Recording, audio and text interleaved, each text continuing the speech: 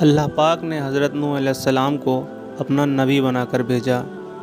اس زمانے میں لوگوں کی عمریں بہت بڑی بڑی ہوتی تھیں۔ حضرت نوح علیہ السلام 950 سال تک اپنی قوم میں باز کرتے رہے کہ اے لوگو، صرف ایک اللہ کی عبادت کرو اور میرا کہا مانو، وہ تمہارے گناہ بخش دے گا۔ لیکن لوگوں نے حضرت نوح علیہ السلام کی باتوں کو نہ مانا اور اپنے کانوں میں انگلیاں دے لیں اور کپڑے اوڑھ لیے تاکہ حضرت نوح علیہ السلام کی آواز کانوں تک نہ پہنچے۔ حضرت نوح علیہ السلام نے ہمت نہ ہاری، وہ برابر سمجھاتے رہے اور کہتے رہے، اے لوگو، اللہ سے معافی مانگو، وہ بڑا معاف کرنے والا ہے۔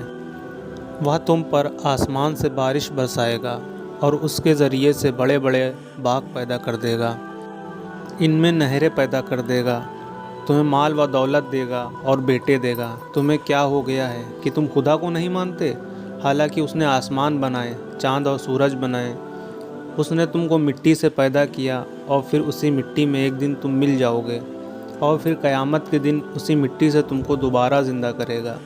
لیکن لوگوں نے اپنے بتوں کو نہیں چھوڑا اور حضرت نوح علیہ السلام سے کہنے لگے کہ ہم اپنے بتوں کو ہرگز نہ چھوڑیں گے، اور ہم تو تم کو اپنے جیسا آدمی ہی دیکھتے ہیں، اور تمہارا کہنا بھی صرف چند غریب لوگوں نے مانا، اور ہم تو تم کو جھوٹا سمجھتے ہیں۔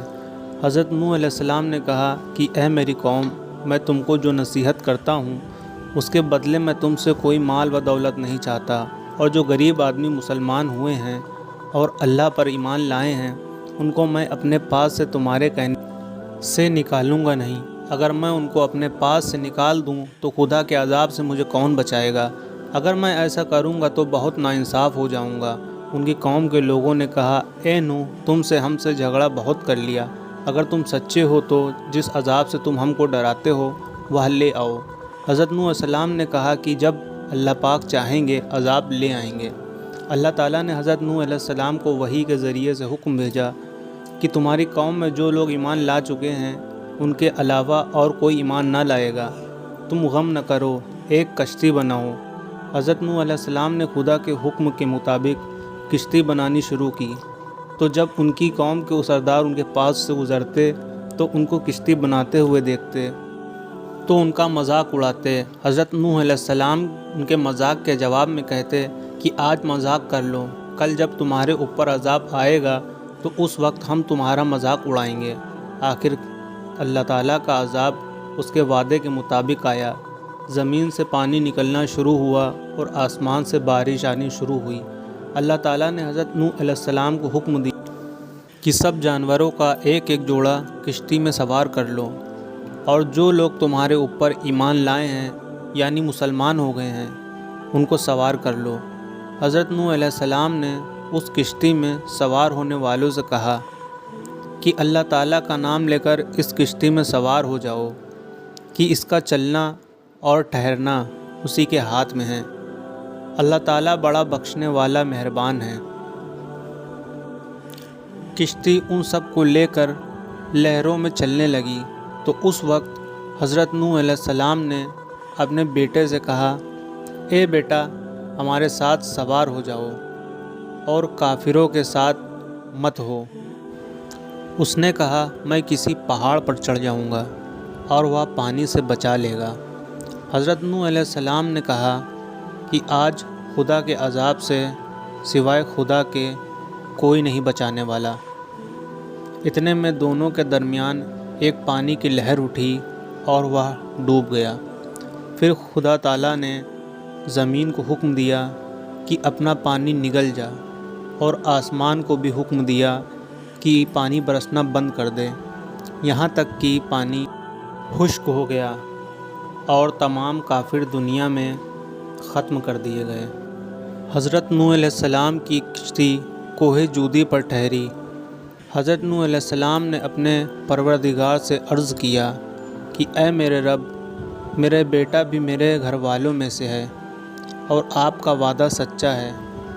یعنی حضرت نوح علیہ السلام کا مطلب تھا کہ اے اللہ تعالیٰ، اپنے وعدہ فرمایا تھا کہ تیرے گھر والوں کو اس طوفان سے بچا لوں گا، پھر میرا بیٹا کیوں ڈوبا؟ تو اللہ تعالیٰ نے فرمایا کہ اے نوح، تیرا بیٹا تیرے گھر والوں میں سے نہیں تھا کیونکہ اس کے عمل اچھے نہیں تھے۔ میں تجھ کو نصیحت کرتا ہوں کہ ایسی بات نہ کر جو تیرے علم میں نہیں، اس لیے کہ کنعان اللہ کے علم ازلی میں کافر تھا اور یہ بات نوح علیہ السلام کے علم میں نہ تھی۔